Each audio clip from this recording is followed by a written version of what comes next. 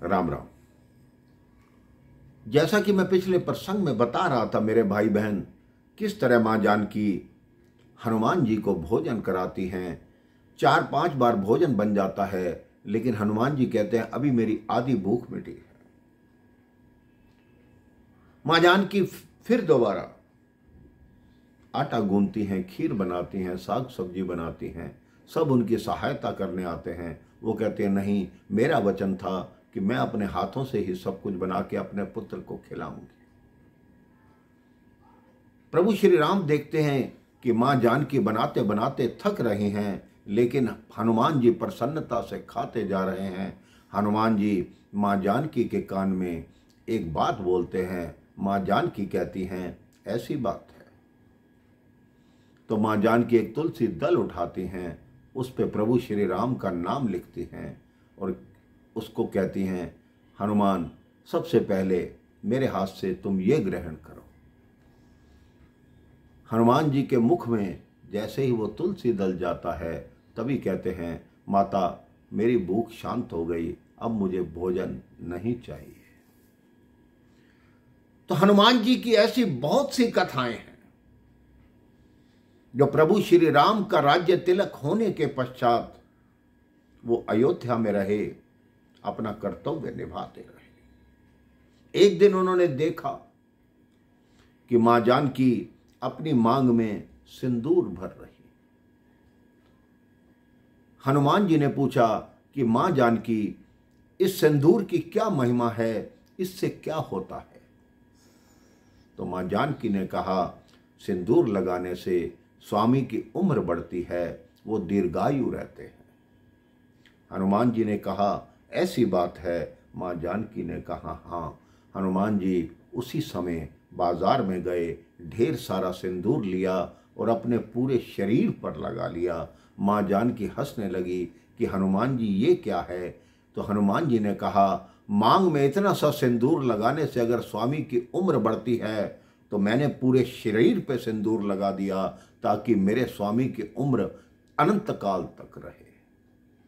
मां जानकी कहती हैं हनुमान तुम धन्य हो, आज के पश्चात मंगलवार के दिन, शनिवार के दिन जो तुम पर सिंदूर चढ़ाएगा उसकी सब मनोकामनाएं पूर्ण होंगी।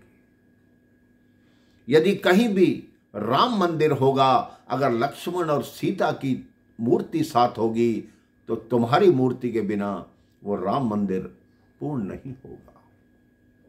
एक छोटी सी मुझे कथा याद आती है। दक्षिण भारत में श्री हनुमान जी का एक विशाल मंदिर बनवाया गया। किसी संत के स्वप्न में आया कि हनुमान जी की बहुत ऊंची मूर्ति बनाई जाए और उसे लोगों के लिए स्थापित किया जाए, जिससे इस क्षेत्र का जो अकाल पड़ता है या अति वर्षा होती है वो ना हो और लोग सुख शांति से रह सके। हनुमान जी की प्रतिमा को दक्षिण भारत में स्थापित किया गया। अब हनुमान जी का मुख जिस तरफ था, उन्होंने देखा तीसरे दिन उस गांव में आग लग गई और सब कुछ जलकर स्वाह हो गया। तब उस संत के स्वप्न में आए कि आपने हनुमान जी का मुख गलत दिशा में स्थापित किया है। फिर विधि अनुसार उस मूर्ति का मुंह घुमाया गया। जिस ओर उस मूर्ति का मुंह जाता मेरे भाई बहन, सामने जहां दृष्टि पड़ती वो गांव जल जाता। चारों दिशाओं में घुमा के देख लिया, अंत में उस मूर्ति को लेटाया गया। जब उस मूर्ति को लेटाया गया तो उस राज्य में अकाल पड़ गया, उस राज्य में वर्षा ही नहीं हुई। उस संत ने हनुमान जी को निवेदन किया कि हमसे क्या भूल हो रही है जो आप प्रसन्न नहीं हो रहे, हम पर रुष्ट हो। हनुमान जी ने कहा, अकेले मेरे मूर्ति लगाने से क्या होगा, जब तक मेरे समक्ष प्रभु श्री राम और मां जानकी नहीं होंगे तब तक मेरा मन संतुष्ट नहीं होगा। तो सबसे पहले एक ऊंचे टीले पर प्रभु श्री राम, मां जानकी और लक्ष्मण जी का दरबार की स्थापना की गई। तब हनुमान जी की मूर्ति खड़ी की गई। वो दरबार इतना ऊंचा था कि हनुमान जी की दृष्टि के सामने सदैव प्रभु श्री राम, मां सीता और लक्ष्मण जी रहें। उस दिन के पश्चात उस नगर में, उस देश में खुशहाली आ गई। तो हनुमान जी तो ऐसे हैं, अगर आप प्रभु श्री राम का नाम लेते हैं तो हनुमान जी स्वयं ही प्रसन्न हो जाते हैं।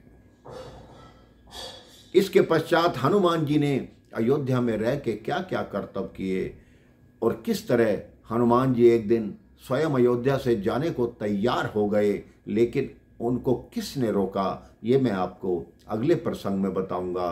राम राम, जय श्री राम।